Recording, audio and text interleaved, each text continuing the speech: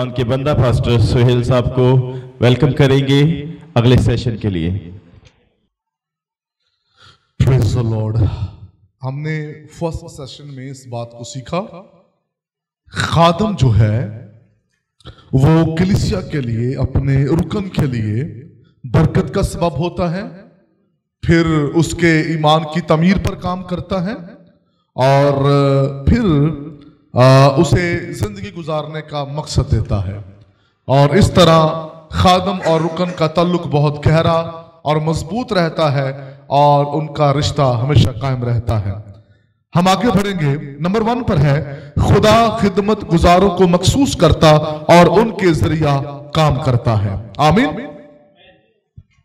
कुछ लोग ये सोचते हैं कि शायद खुदा डायरेक्टली काम करता है।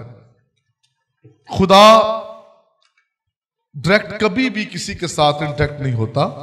इस बात को याद रखिए, खुदा जमीन पर अपने खादमों के वसीला से काम करता है और खुदा कभी किसी को डायरेक्ट ये नहीं कहेगा कि मैंने तुझे बुला लिया है। उसकी भी खादम के वसीला से आपके लिए कलाम होगा। लिखा खुदा बोलता है ख्वाब में, रोया में और अपने खादम के वसीला से। तो खुदा के कलाम करने का तरीका है। खादम के बगैर हम अपनी कॉलिंग को नहीं समझ सकते। तो खुदा जो है वो अपने खादम के खिदमत गुजारों को, जिनको वो मखसूस करता है, उनके जरिया जमीन पर काम करता है। नीचे उसके रेफरेंस लिखे हुए हैं। लास्ट लाइन पर लिखा, जब दाऊद ने गुनाह किया तो खुदा ने उसे बराए रास्त मलामत नहीं किया, तो फिर किसने दाऊद के पास किसको भेजा? दाऊद ने जब गुनाह किया तो बराए रास्त क्या खुदा ने उसे कहा कि तूने गुनाह किया? यस, नातन को खुदा ने दाऊद के पास भेजा और दाऊद के साथ नातन की बातचीत हुई और नातन ने दाऊद को कहा, उसे जब बातचीत चल रही थी तो दाऊद ने बड़े ही अच्छे तरीके से कहा कि ऐसा शख्स जिसने ये हरकत की है वो तो वाजिबुल कत्ल है। यानी कि वो बड़े ही मजबूत तरीके से बात कर रहा है कि वो मैं नहीं हूं, तो वो तो शख्स वाजिबुल कत्ल है। मैंने पहले कहा खुदा जमीन पर अपने खादम के वसीला से काम करता है। तो नातन ने कहा वो कोई और नहीं है बल्कि तू ही है जिसने ये काम किया है। तो खुदा जो है उसका तरीका है वो अपने खादम के वसीला से बोलता है, अपने खादम के वसीला पर से जमीन पर काम करता है। अगर खुदा चाहता तो कौम बनी इस्राएल को खुद भी छुड़ा सकता था। खुदा के लिए कोई काम मुश्किल नहीं है। अगर खुदा उस वक्त बहरे कुलजम में फिरौन की फौजों को तबाह कर सकता है, खुदा बगैर बहरे कुलजम के भी उनको तबाह कर सकता है। मौत और जिंदगी का इख्तियार खुदा के पास है, लेकिन खुदा हमेशा अपने जो असूल है उनके मुताबिक चलता है।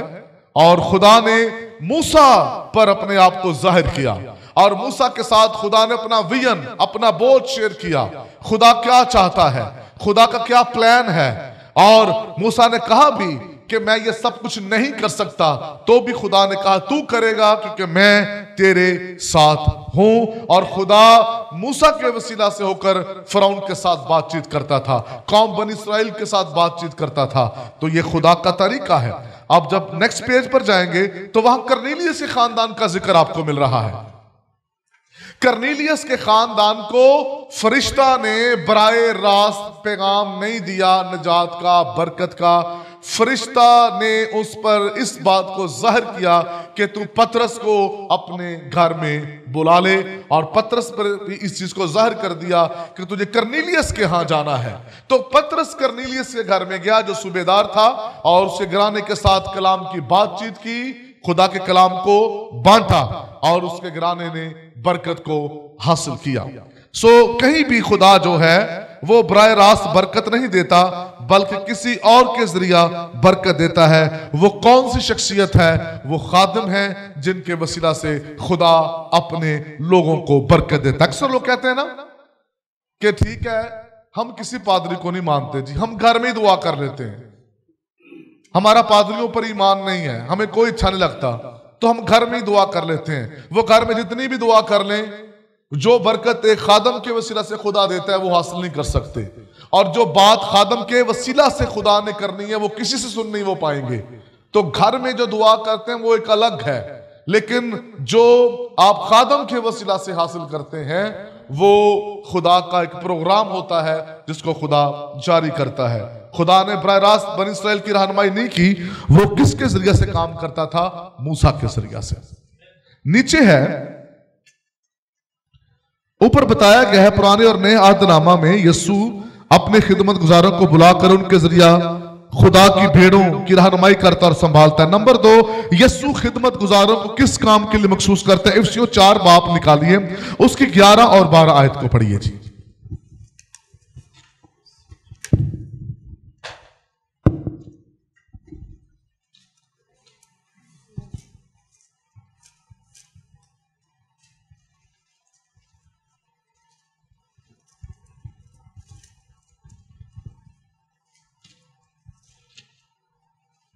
इफिसियों 4 बाब। और उसी ने बास को रसूल और बास को नबी और बास को मुबश्शिर और बास को चरवाहा और उस्ताद बनाकर दे दिया, ताकि मुकद्दस लोग कामिल बने और खिदमत गुजारी का काम किया जाए और मसीह का बदन तरक्की पाए। शुक्रिया जी। खिदमत गुजार जो है, यहां पर दूसरा हमारा पॉइंट है, यीशु खिदमत गुजारों को किस काम के लिए मखसूस करता है?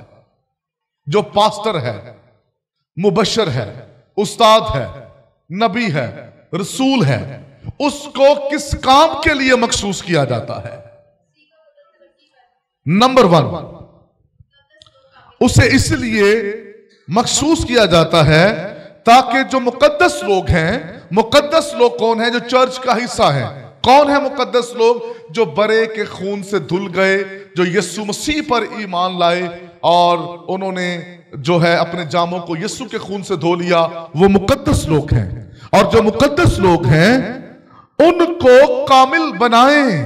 ये काम है एक खिदमत गुजार का, जिसको मखसूस किया गया है कि वो मुकद्दस लोगों की कामलियत पर काम करें, वो उन्हें परफेक्ट बनाएं। क्योंकि इफिसियों का खत ही कहता है, कलाम मुकद्दस में बड़ी खास बात लिखी है, खुदा एक ऐसी कलीसिया लेने आ रहा है जो पाक हो, बेदाग हो, कोई जुरी ना हो, और ऐसी कलीसिया आसमान की बादशाही का हिस्सा होगी। और खादम क्या करता है? खादम उसे कामिल बनाता है, उसकी जिंदगी में से जुरियां, दाग, धब्बे कलीसिया की जिंदगियों में से खत्म करता है। ये उसकी रिस्पॉन्सिबिलिटी है कि खादम मखसूस किया गया है दब्बे खत्म करने के लिए, दाग खत्म करने के लिए वो मखसूस किया गया है, वो झुर्रियां खत्म करने के लिए वो मखसूस किया गया है। याद रखिए, अगर चेहरे पर दाग है वो साफ नजर आता है, झुर्रियां पड़ जाएं तो वो भी नजर आती हैं, धब्बे पड़ जाएं जिस्म पर किसी भी हिस्से में तो वो नजर आते हैं।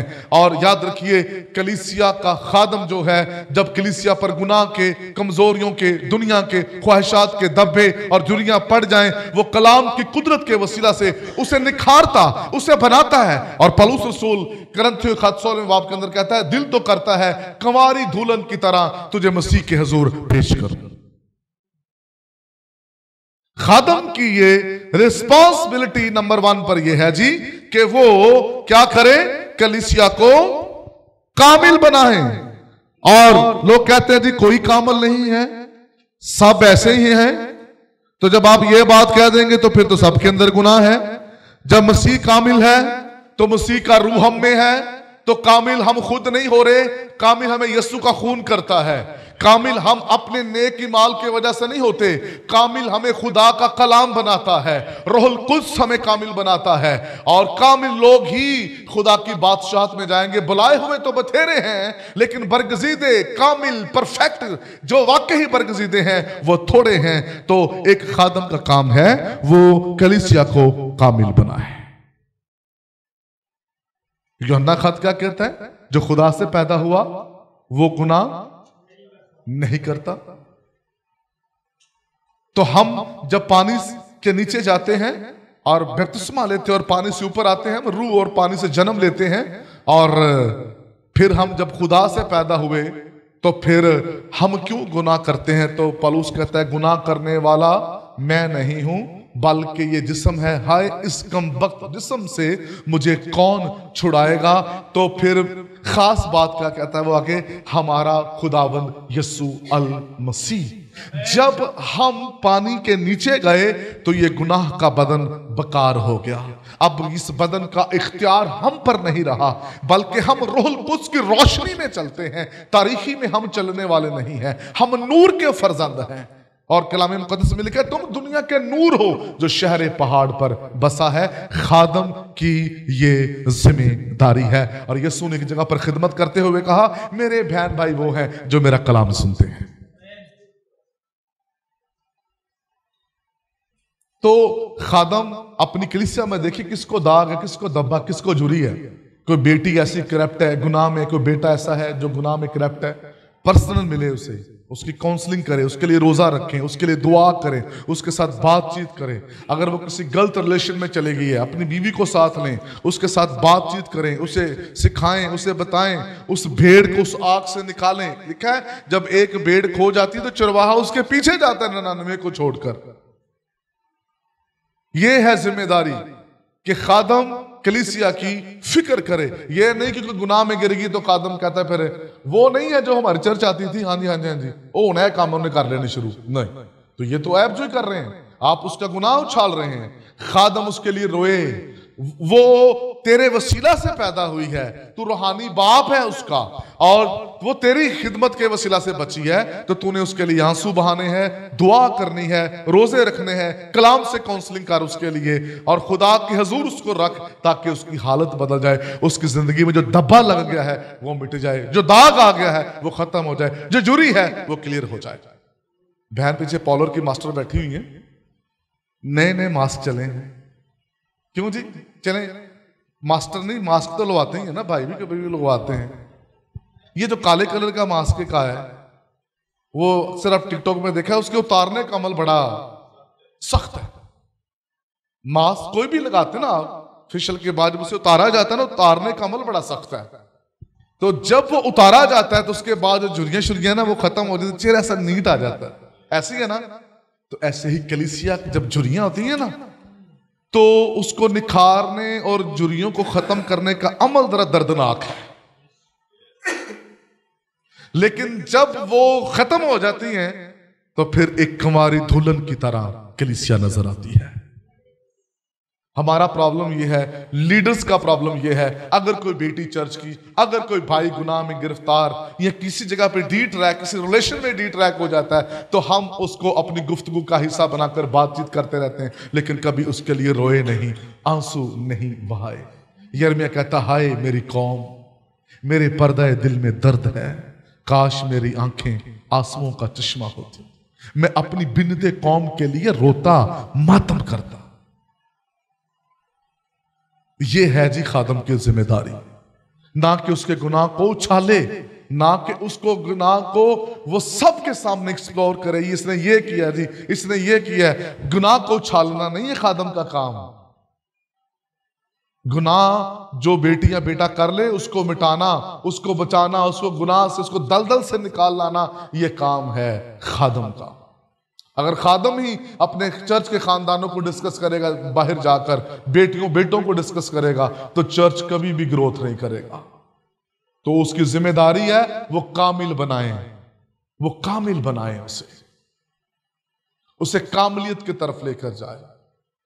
ये एक कलीसिया की बहन थी और वो स्टाफ थी, डिवोर्स देना चाहती थी अपने शौहर को। मुझे पता चला, मैंने उसे पर्सनल टाइम मांगा, उसके हॉस्पिटल गया, उसके साथ पर्सनल मैंने टाइम स्पेंड किया और मैंने उसे टीच किया कि तूने अपने हस्बैंड को छोड़ना नहीं, डिवोर्स नहीं देनी, खुदा चीजों को बेहतर करेगा, अपनी दुआया जिंदगी को बेहतर कर ले। तो उसने दुआ को बेहतर किया, सुनी, खुदावंद का शुक्र हो, और एक वक्त आया कि उसका घर खुशहाल हो। तो मेरे अजीजों, हम खादम इसलिए हैं ताकि कलीसिया कामिल बने। दूसरा पॉइंट यह है मुकद्दस लोग कामिल बने और खिदमत गुजारी का काम किया जाए और मसीह का बदन क्या है? तरक्की पाए। इसलिए हम मखसूस हुए कि मसीह का बदन जो है वो तरक्की करे। आज बताएं, क्या मसीह का बदन तरक्की कर रहा है? तरक्की आपके ख्याल में क्या हो सकती है जी? रूहों को नहीं, कलीसिया की तरक्की क्या है?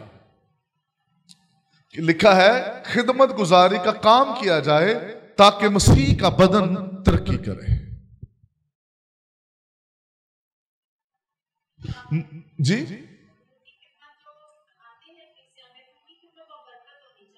उनकी खिदमत बाबरकत होनी चाहिए। सुनिए, कलीसिया की मसीह के बदन की तरक्की क्या है?